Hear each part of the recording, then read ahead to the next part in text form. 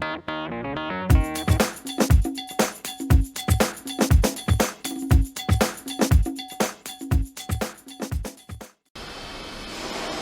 Simon Ditchburn. I'm the Managing Director of the Tudor Group of Companies, and welcome to our video blog for the construction updates of the Cube condominium in South Pattaya, Thailand. Now, the last time you saw us here, we'd craned 2 water tanks onto the roof of the building. That would gravity feed the water down into the 94 apartments below. But of course, that's not the whole story. We need water storage extra to those tanks, and that water storage goes underground. Now, we've just installed that tank. It is enormous, and you need to check out the problems we had physically getting it in place. You just take a look at this.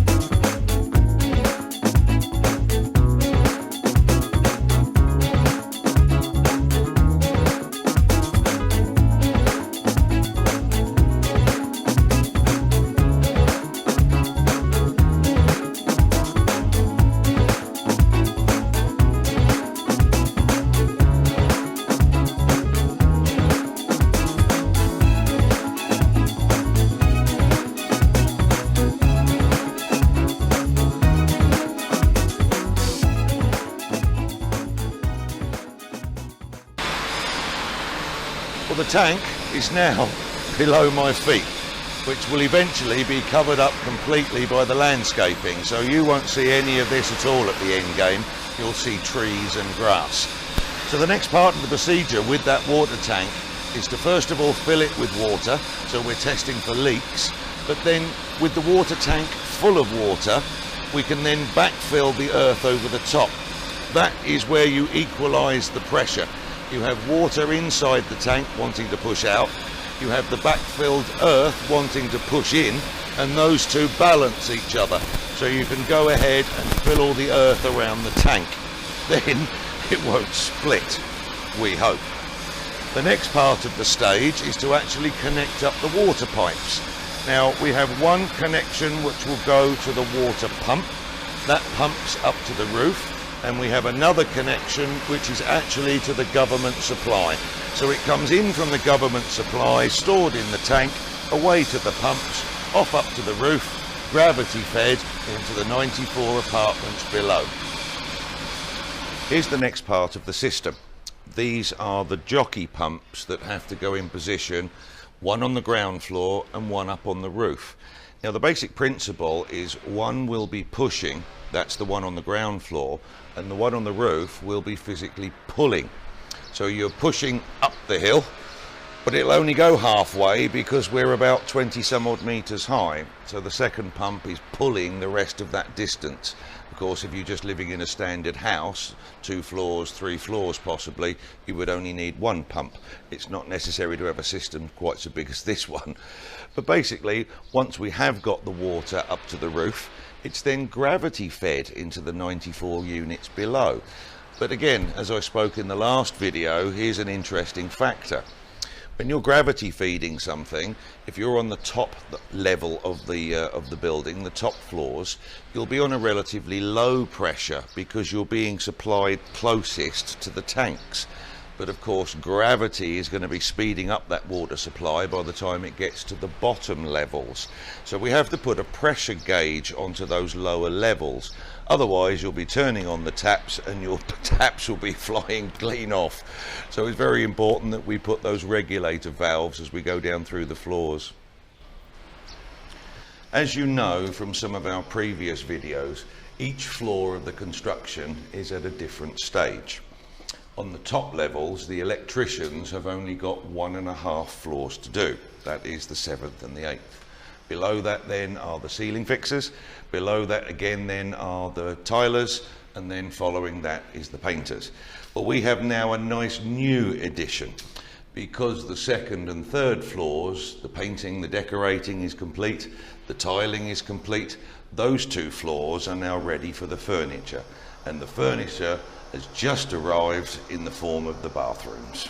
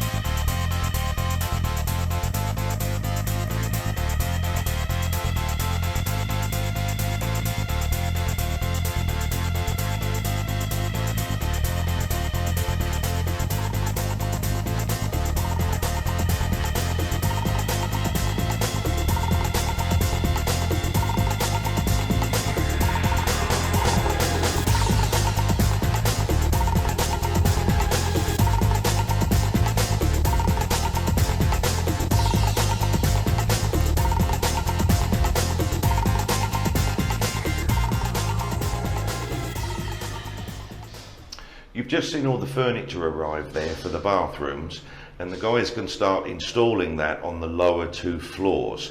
So I've had to come up to the top floors now where the bathrooms are not that far along with the tiling, just basically to explain to you what goes on behind the scenes with the hot and cold water, which has clearly got to be installed in the background before you tile and before you actually install the furniture. So I wanted to show you the hot and cold water. Now, there is a difference. Back in the early days when I was learning the trade, everything was made out of copper, and it didn't make any difference if it was hot or the cold water. And it was my father actually that taught me how to solder all of the copper joints together. But of course we're some 30 years on now, and copper is hardly used at all now. It's all used with PVC piping. Now PVC is obviously a lot more durable, it's a lot more flexible, it's a lot more easy to work with. However, there is a difference between a hot and a cold water pipe. Now mostly you're going to pick it out straight away because of a colour difference. Most of the time you're going to find the cold water to be in blue and the hot water to be in green. But clearly that's not the only difference. One of the main differences is obviously how it's constructed, what's inside, what physically makes that pipe. So most of the time you're going to find the cold water is actually just basic PVC, plastic in other words. But you'll find that the hot water is actually made from nylon. And on the inside of the nylon pipe, here's a piece just to demonstrate for you, will actually find it is triple layered. It is triple layered because it has to be insulated and it has to be reinforced. So a hot water pipe has to be a lot stronger and a lot more durable than the standard plastic blue pipes or just basic PVC pipes. And again, there is a difference with the jointing. When you're talking the cold water pipe, you'll find that we actually just basically glue these together. So a standard joint would have the glue on the inside, you basically pop them together, and within 5 minutes that glue will be set and you'll actually be able to switch on the water. So that's a very easy one. However, the hot water is a different system. We actually use a heating gun which takes the plastic of the pipe, and when it's placed together, the heating gun will actually melt the plastic, and it joins that plastic together just by the melting system, and that holds it together. It's almost like plastic welding. So once again, the hot water system will always be much stronger than the cold water system. So when you go out and buy these pipes for yourself, don't get them mixed up. You'll end up in a mess. Now, following on from the PVC pipes is a piece of advice for you, both with hot and cold water. Always make sure you buy the joints that have the brass threads, not the PVC threads. Now, I know everybody's going to go for the alternative PVC because they're going to see the price is cheaper. And a lot of people jump for that because they think, oh yes, it's cheaper, I can save some money. But believe me, you won't. It's the classic tale of life, you get what you pay for. And the PVC ones, believe me, if they're going to strip, if something's going to leak, it is 9 times out of 10 the PVC threads that will do the leaking. What people tend to do is when they join together the PVC, they over tighten them and it actually strips the threads. That's it. Joint finished, you've got to throw it away and you have to buy another one. So the recommendation every time for both the hot and the cold water is to always buy with the brass inserts. The reason why they're brass is basically they don't corrode with water. If you were to use some of the aluminium or the copper, they do actually corrode in water. Brass doesn't. That's why brass is the top end of the market, and it's worth paying that little bit of extra. So basically, once you've got your brass fittings, male and female, I'm sure you can work out why, you basically just wrap that around with the plastic PTFE tape, very cheap to buy, and basically you can screw and unscrew these together multiple times without them breaking, and as long as you have used that PTFE tape, it doesn't leak. The advice, buy the brass ones. One of the items that's just arrived with all of the furniture there, all of the bathroom furniture, is the shower tray. and the shower trays have got to be installed basically before the tiles reach the shower tray. And I'll show you a fitted shower tray in a minute to explain exactly why. But I'm a lover of the shower tray quite simply because it's less likely to leak. Now, I know modern fashion takes you into the wet rooms and everything's all done out of tiles, but quite frankly the tiled wet room is actually very difficult to waterproof. There's a lot of different layers you have to put in. You are less likely to have the leaks if you actually build in a shower tray. The reason why is the only points a shower tray can leak are the silicone on the outside, the silicone joint where it meets the tiles, or the actual point of the drain itself. So if there is a leak in a shower, it's obviously very easy to repair, to fix, to stop the leak. So what we do with the shower tray is we actually raise it above the ground level. The reason why, as you can see here, the drainage of the shower is below the shower tray. So we have to raise the shower tray high enough that we can put in a P-trap and obviously the drainage pipe that's underneath it. So now you've seen the pipe that will go underneath the shower, I'll explain to you with a fitted shower how I like to do the tiling and the silicone. Here's a fitted shower tray to show you, and you can see what I was explaining before. The shower tray is raised above the floor, just enough that we can actually get the drainage pipe down below and also that P-trap which takes away all the smells, etc. Now upstairs you'll notice that the walls have been tiled, but not that last tile, the last tile that sits onto the shower tray. The reason is I like to fit in the shower tray first, and where the shower tray meets the cement rendering, I like to silicone around the shower tray at that point. Then we will actually adhere the last tile that goes in place, and you'll notice that the last tile sits on top of the shower tray. Then the joint between the tile and the shower tray can be done as a second silicone level, a second final and decoration silicone level. That's a double security that we're not going to get the water leaks on the outside.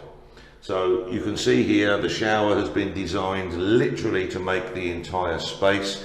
We have a 1 meter 80 by 80 shower tray. There's many different sizes in the shower supply shops, but this is a beautiful, nice, spacious shower, and it is the most least likely to leak because we've used the shower tray with silicone instead of the wet rooms. The furniture installation have got 2 floors to do now, so we can basically let a team of 4 work their way through those 2 floors, and we'll catch up with them a little bit later. By the time they've finished those 2 floors, there will be another 2 floors ready for them, so they should be able to non-stop basically go from the bottom of the building right the way up through the top. So we're going to leave them to get on with that installation, and we'll come and join them and update you at a later date. So I'm going to leave you alone now. I'm going to say goodbye, but our next one is a bit of a special because the main construction crane is coming down. So I'll see you next time.